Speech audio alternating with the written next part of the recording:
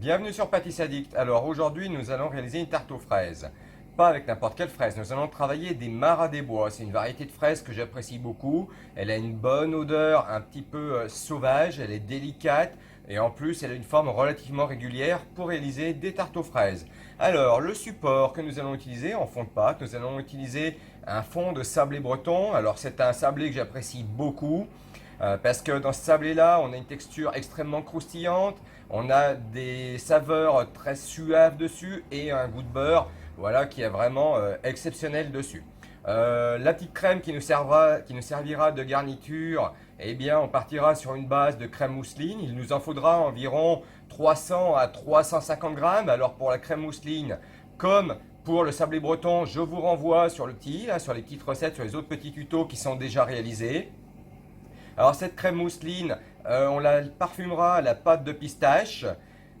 Il nous faudra environ 300 à 400 grammes de fraises Marat des Bois et on prévoira également quelques pistaches qu'on aura légèrement blondies au four et que l'on aura hachées afin de décorer l'ensemble de la tarte. Voilà, donc notre petit fond de sablé breton a été étendu. On va prendre le cercle, on va le disposer dessus. On va venir avec un couteau d'office couper notre pâte. Alors on coupera sur le diamètre intérieur bien évidemment, pas sur le diamètre extérieur. Voilà. On enlève l'excédent de pâte. Alors on ne le jette pas bien évidemment, hein, on refait d'autres petites tartelettes avec. Et là donc notre fond de tarte, notre fond de pâte, on va le mettre disposé dedans. Voilà. Ok, il va y aller, on le fait rentrer tout seul dedans. Voilà. Et lorsqu'il est bien disposé, voilà. Hop, on le dispose bien sur notre plaque. Et on n'oublie pas de mettre deux petits pois ou ce que vous avez autour de vous.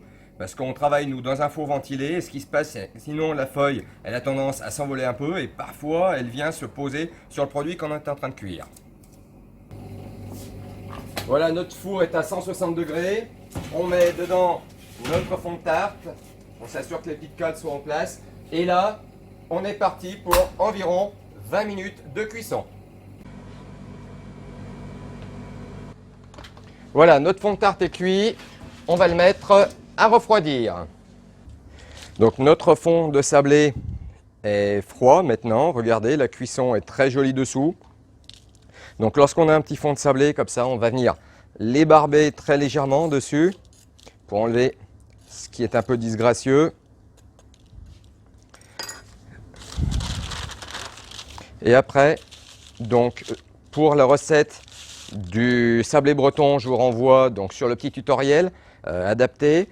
Et là donc nous allons garnir notre tarte avec une crème mousseline pistache. Donc vous retrouvez ça aussi sur nos petits tutos. Donc on va commencer par faire le tour.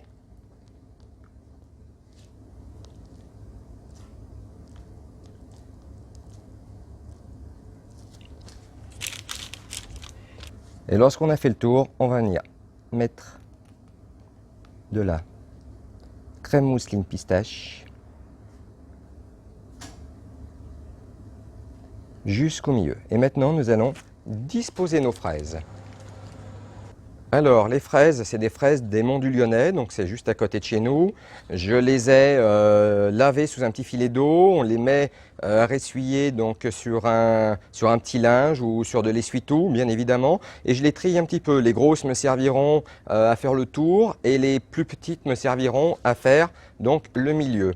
Donc on les équeute, je les ai déjà toutes équeutées avant. Donc quand on équeute, on fait juste bien enlever le verre, la partie qui n'est pas très agréable. Et là, on va venir couper donc nos fraises en deux. Et après, quand j'en aurai coupé 5 ou 6, on va venir garnir le tour donc, de notre tarte.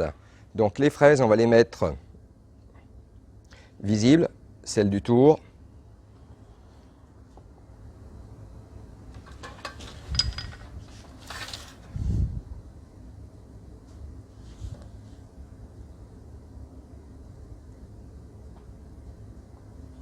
Voilà, donc on met toutes les grosses fraises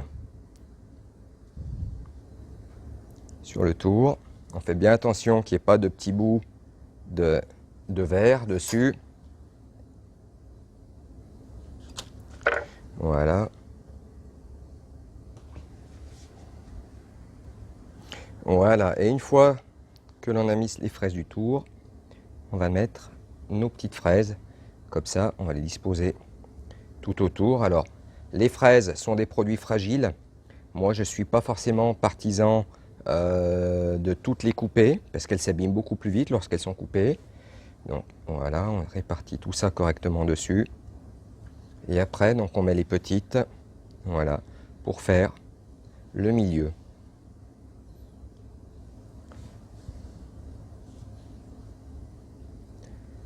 Voilà, et donc la petite dernière, comme ceci. Maintenant, nous allons napper la tarte.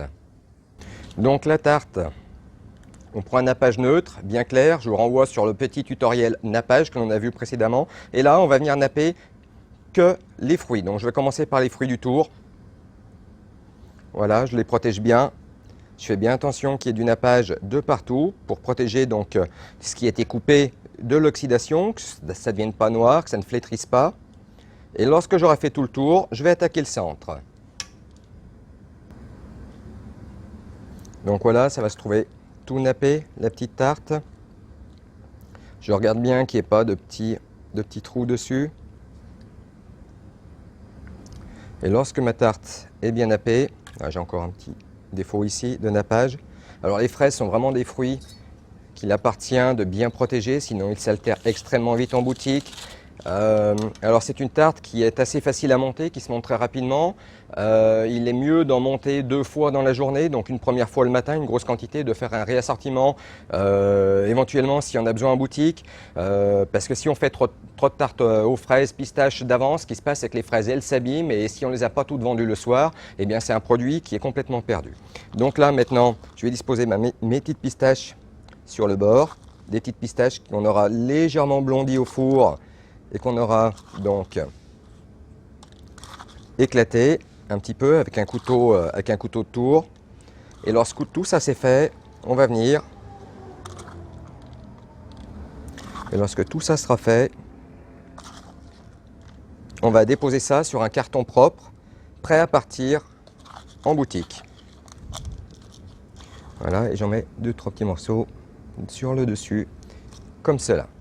Voilà, et maintenant, donc comme d'habitude, comme je vous ai montré déjà dans d'autres tutoriels, un carton propre. On vient bien chercher avec une spatule la tarte par le dessous. Attention, les tartes sont fragiles. J'ai vu pas mal d'apprentis casser des tartes juste avant de les envoyer parce qu'ils ne les manipulaient pas correctement. Et donc nos petites tartes à la pistache, voilà, on la pose dessus.